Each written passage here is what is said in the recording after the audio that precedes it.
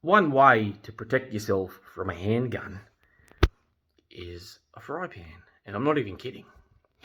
There have been many experiments with high grade fry pans where professionals have shot at the fry pan from different angles and proven that most handgun bullets cannot penetrate a fry pan.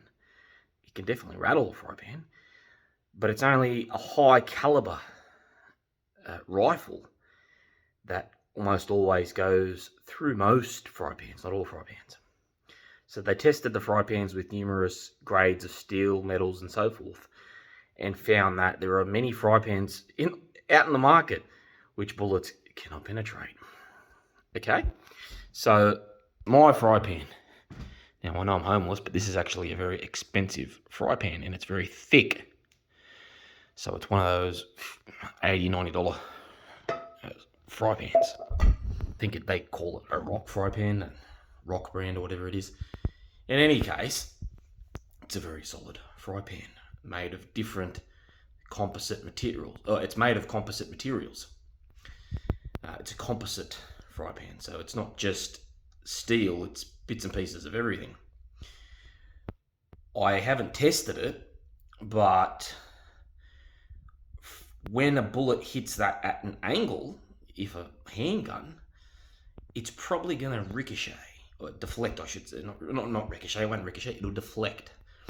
So, if you hold this flat against an oncoming bullet from a 45 or a 357 Magnum, maybe even a Glock, probably not a Glock actually, I'll say a 357 Magnum or a 45 caliber handgun, if you hold it just like that, flat at it, it may penetrate it. But there have been some experiments where it hasn't. So, could this be one of those fry pans? Maybe. However, if I do that, just give it a little tilt, still giving me safe coverage. I'm only minimizing the diameter in terms of an ellipse. So I'm making this elliptical. So that's spherical. You could, for the purpose of this, you can say circular or not cylindrical, you fucking dick. But you get my point. You just say circular.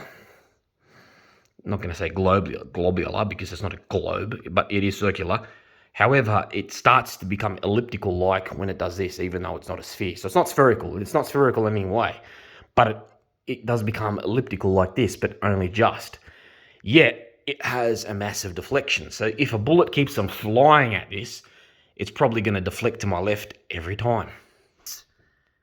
If it's covering my entire face, or heart, or wherever I think, if I give myself a little bit of view, wherever I think the bullet is headed toward. Now, let me tell you, if you've got two of these fry pans, and you know how to use them, and you practice with them, you'll probably deflect nearly every handgun out there. Try it. For those who are licensed to have a handgun in Australia, even overseas, especially in the US, Jesus Christ, it's almost anathema or heresy there not to have a handgun. Try it on a fry pan. Go out into some land, backyard, or wherever, line up the fry pans and shoot at them. See if they go through. If I'm wrong, you'll know, won't you?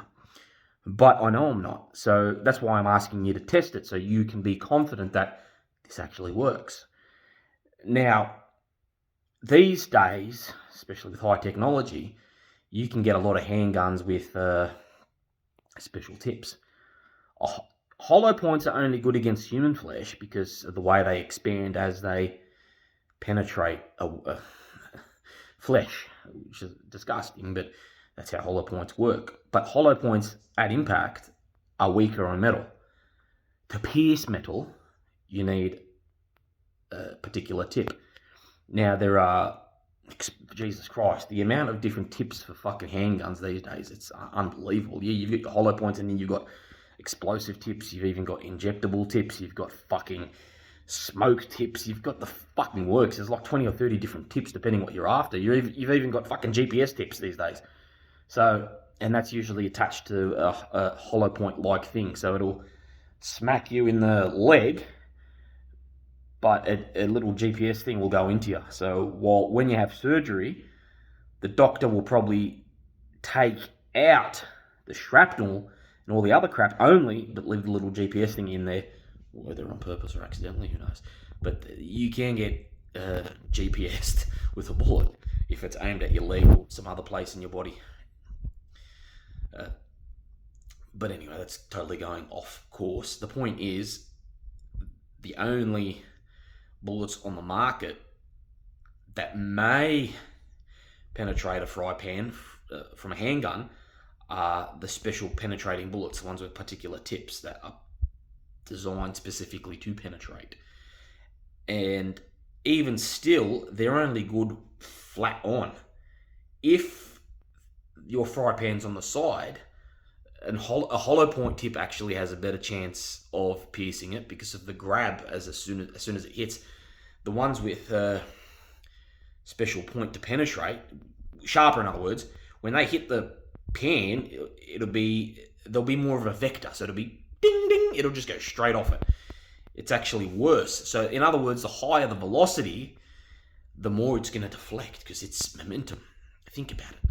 So I want you to test it. Get different fry pans, try it out, and there's one of your greatest self-defense weapons in an urban survival situation, whatever that is. So you don't have to be armed to defend yourself or put up a great defense. You don't have to be armed at all. That's ridiculous. If I have 2 fry pans, I can protect my vitals every time. It'll just be a mistake that gets that bullet. And even still, if it does land, it's probably only going to nip. It's hardly likely it's going to nip something crucial. It's probably going to get something peripheral. It's because I'm going to protect my vitals. So I'll be very unlucky for a bullet to penetrate something important, unless I'm getting shot from both sides. So that's how you protect yourself with fry pans. And you've just got to bang. I've got 3 fry pans here, so you just got to get out your fry pans and bang, there it is. Most people don't carry 3 or 4 clips, so if they go through a clip or 2 at maximum, they're fucked. There goes all their clips, and you've protected yourself with a fry pan, and you're probably more able than them hands-on. There you go. You can outdo them just with the magic fry pan. Now, don't think that this works when somebody's aiming at you with a 50 caliber rifle. You just start to become a fucking really twisted in the head when you think that. A 50 caliber rifle will probably shatter the whole fucking pan from any angle. Oh, fuck. And then, please do not get the impression I'm ex-military or something, but yeah. I can just tell you from knowledge, I'm not going to say from experience, that when you've got these 50 caliber fucking bullets, they're like, Jesus Christ, they're like that. And they're like fucking, yeah, they're massive. So if that hits your fry pan, it'll just shatter the whole fucking thing and you're fucked. So don't think that you're ever going to protect yourself with that sort of, against that sort of caliber rifle. Okay, even with a 308 or something, a 303, or even a 270, around that grade, even standard NATO 5.72 and the 7.3, whatever the fuck, 7 point something, 5 point something, even the standard NATO rounds will probably go through the fry pan, easy. Rifle rounds are much more powerful than handgun rounds, remember that. So I'm not going to advise anybody to protect themselves against rifles with a fry pan. So this rifles out of the question. You'll probably find that you could protect yourself against low caliber rifles, but I'm still not going to go there. I'm just going to say rifles out. Nearly all handguns, a strong fry pan will work. When you're talking about the fucking $2 fry pan that has this fucking thin metal, no, from most angles it'll probably penetrate. But when you're talking about those really expensive fry pans with the fucking thick steel,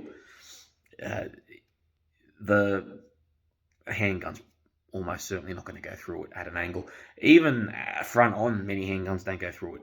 It's from front on, from what I've seen and everything, from front on, only a 357 Magnum and any 45 cal will go through a fry pan.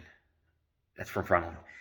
So do your experiments, test it, and you've got yourself a defense weapon. So you're just holding it in front.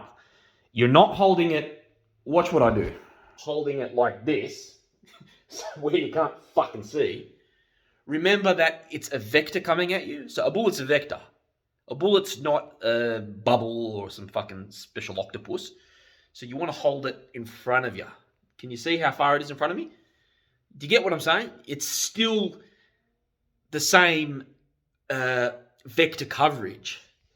So you're still, when you hold it in front of you, you're doing the exact same thing against the bullet as you would if it's in front of your face. But when you hold it in front of you, you can see what's around you. You can see where the gun's pointed. So you've got a little bit of room to move. And it's very hard for somebody shooting at you to get that instant where they, yep, bang, I'm going to get him there, I'm going to get him there. Yes, a bullet's fast. And yes, it comes fast. It comes at you faster than you can hear it. But that's beside the point. It's very hard for that person aiming at you to get it just where it needs to go. Trust me. I've been shot at many times. I've been shot at many times. Pretend I didn't say that. I've been shot at before. I meant to say. I've been shot at before, so I know what I'm talking about. A bullet's coming at you. Well, it's not like the movies. It's not like, oh, fucking got him. Oh, nothing like that. It's not easy to shoot someone when it's all going down and a person's defending themselves, and you've got to try and get something, unless you aim at their legs and things like that and you're a very competent and experienced shooter. But even then, being shot in the legs is better than being shot in the head or the chest. So remember that you can use a fry pan to defend yourself in a very volatile situation involving a handgun. Now, in an urban survival situation, do you carry fry pans with you everywhere? No. So this is generally something that'll work if you're being ambushed in your home, if you're being ambushed in some other place, if for some reason you've got fry pans around and you're being attacked. Don't get me wrong, I can tie this to my bag, which I do just because I'm going somewhere on my sojourns, and have it accessible. All I've got to quickly do is undo the loop and bang, I've got my fry pan. One, not two. But I can carry two if I want to. It'll be too heavy. I only carry the one fry pan because I've got the portable stove and I do the typical outdoor thing. So one will do. As long as you can see where the gun's pointed at, one will do. You may not even need to anyway if you had it, because it's more of a liability. What you're doing is you're seeing where the prick is pointing his gun and you're just moving with it. That's why you have it outwards.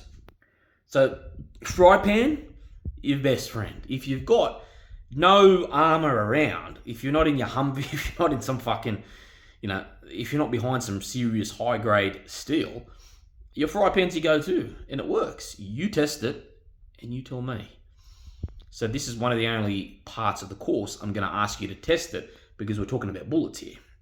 So you'd think that in a course I would give you something and say, yep, it's Bible, it's gospel, this is my course, listen to everything I say. But no, I'm the type of bloke that will say, yes, even in this course, I want you to go and test it and say, yep, that is gospel, before you listen to me, before you risk your life defending yourself with a fry pan.